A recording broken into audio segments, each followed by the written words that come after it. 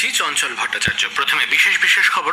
লোকসভা নির্বাচনে দ্বিতীয় দফার ভোটের জন্য মনোনয়ন প্রত্যাহারের আজই শেষ দিন। এই পর্বে আগামী 26 এপ্রিল 88টি লোকসভা কেন্দ্রে ভোট নেওয়া হবে।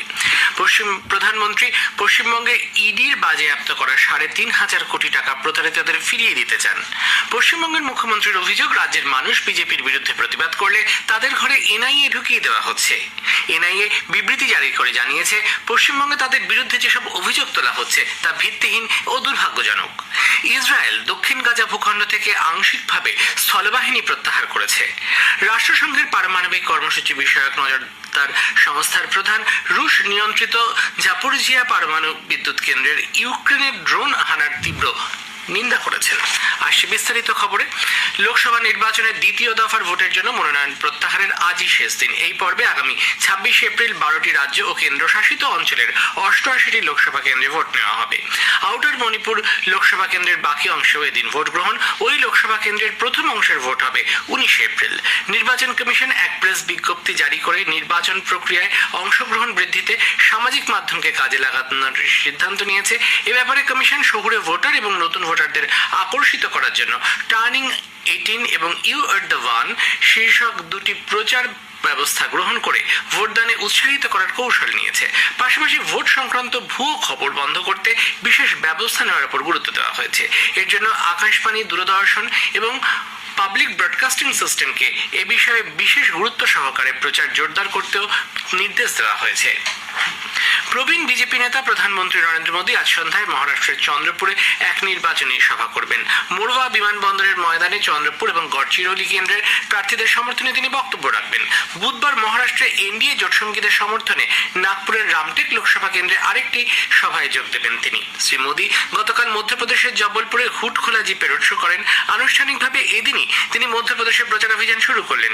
শহীদ ভগৎ সিং চক থেকে শুরু হয়ে আদি শঙ্করাচার্য চকে প্রচার শেষ হয়। সে রাজ্যের মুখ্যমন্ত্রী ডক্টর মোহন যাদব প্রচার অভিযানে অংশ নেন। পশ্চিমবঙ্গের জলপাইগুড়ির ধূপগুড়িতে গতকাল দলীয় প্রার্থীর সমর্থনে বক্তব্য রাখার সময় প্রধানমন্ত্রী বলেন, যারা দুর্নীতি করে অর্থ জমা করেছেন, ইডি তাদের প্রায় 3,500 কোটি টাকার সম্পত্তি এবং অন্যান্য জিনিস বাজেয়াপ্ত করে রেখেছে। তিনি পরামর্শ দিচ্ছেন যাতে শিক্ষক নিয়োগের জন্য ও সরকারি চাকরি পেতে যত গরিবের টাকা গিয়েছে তা কিভাবে ওই বাজেয়াপ্ত টাকা থেকে ফেরত দেওয়া যায়। শ্রী মোদী বলেন, পুরোপুরি প্রমাণ পাওয়া গেলে ওই বাজেয়াপ্ত 3,500 কোটি টাকার থেকেই ঘুষের অর্থ ফেরত দেওয়ার ব্যবস্থা করা হবে। তিনি বলেন, যেসব শিক্ষকদের চাকরির জন্য টাকা গিয়েছে তাদের টাকা ফেরত দেওয়া হবে। প্রধানমন্ত্রী আজ ছত্তিশগড়ের বস্তারে একটি নির্বাচনী সভা করবেন। তিনি বিজয় সংকল্প র্যালিতেও যোগ দেবেন।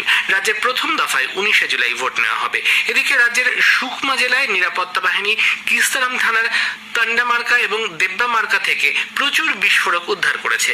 সিআরপিএফ এর কোবরা এবং বস্তার ব্যাটালিয়নের সদস্যরা যৌথভাবে 350টি জিলেটিন স্টিক, 105টি বৈদ্যুতিক ডিটোনেটর, ব্যারেল গ্রেনেড লঞ্চার এবং প্রজেক্টর, 5 কেজি আইইডি, 30 কেজি গান পাউডার এবং মাওবাদী পোস্টার উদ্ধার করেছে। পশ্চিমবঙ্গের মুখ্যমন্ত্রী মমতা ব্যানার্জি গতকাল পুরুলিয়ায় দলের প্রার্থী শান্তিরাম মাহাতোর হয়ে প্রচারে এসে কেন্দ্রীয় সরকারের তীব্র সমালোচনা করে বলেন, বিজেপিতে যোগ না দিলে এজেন্সিকে পেছনে লাগানো হচ্ছে।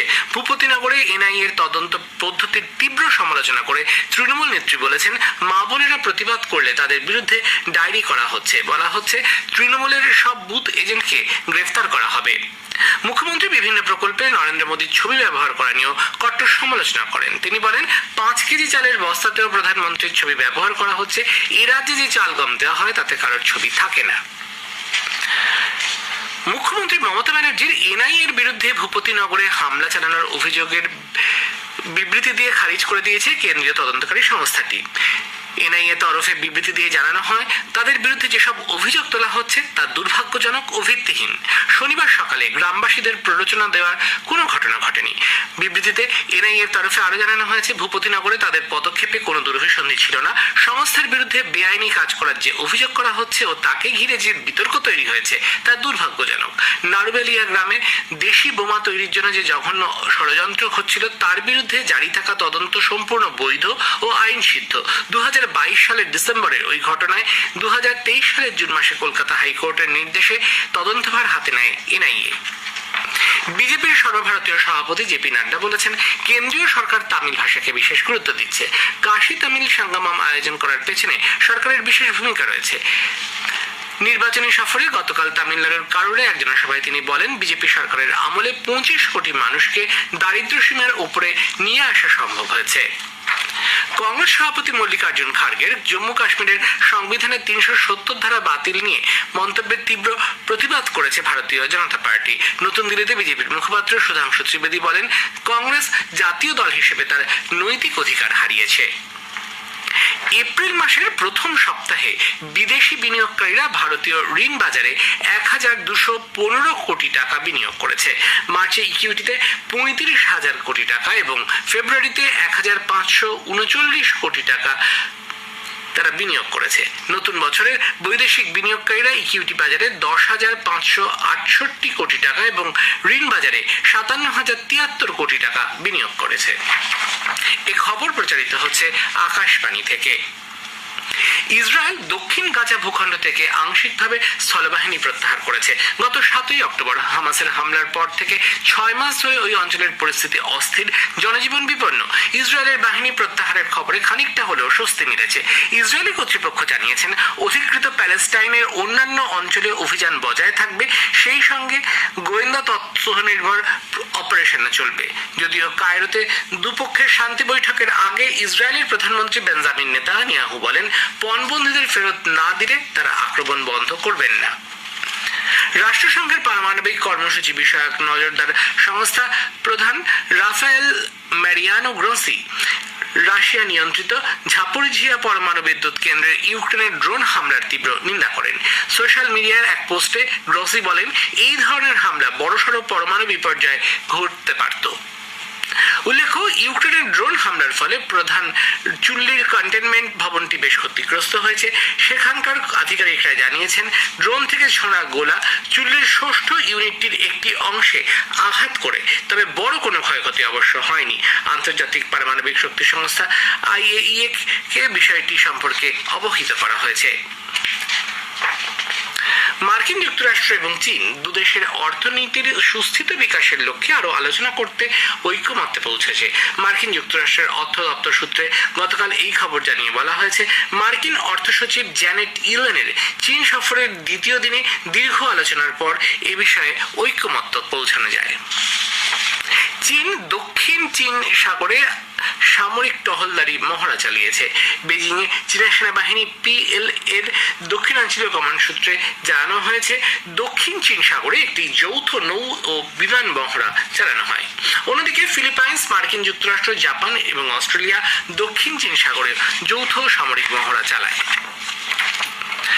স্লোভাকিয়ার বর্তমান রাষ্ট্রপতি জাতীয়তাবাদী নেতা পিটার পেলেগ্রিনি পুনরায় রাষ্ট্রপতি নির্বাচনে জয়লাভ করেছেন। তিনি নির্দল প্রার্থী ইভার কোরসককে পরাস্ত করেন। নির্বাচিত রাষ্ট্রপতি সেদেশের বামপন্থী প্রধানমন্ত্রী রবার্ট ফিকোর ঘনিষ্ঠ বলে পরিচিত। উল্লেখ্য, ফিকোর স্মের পার্টি গত সেপ্টেম্বরের সাধারণ নির্বাচনে জয়ী হয়ে বর্তমানে ক্ষমতাসীন। যুব ভারতী ক্রীড়াঙ্গনে গতকাল ISL ফুটবলে ইস্টবেঙ্গল বেঙ্গালুরু FC'র বিরুদ্ধে 2-1 গোলে জয়ী হয়েছে। প্রথমার্ধে 19 মিনিটে ক্রেসপো গোল করে ইস্টবেঙ্গলকে এগিয়ে দেন। দ্বিতীয়ার্ধে 60 মিনিটে গোল শোধ করেন সুনীল ছেত্রী। ফের 73 মিনিটে ইস্টবেঙ্গলের হয়ে গোল করেছেন ক্লেটন সিলভা। লখনৌয়ের একানা ক্রিকেট স্টেডিয়ামে গত রাতে IPL ম্যাচে লখনৌ সুপার জায়ান্টস 33 রানে গুজরাট টাইটান্সকে হারিয়ে দিয়েছে।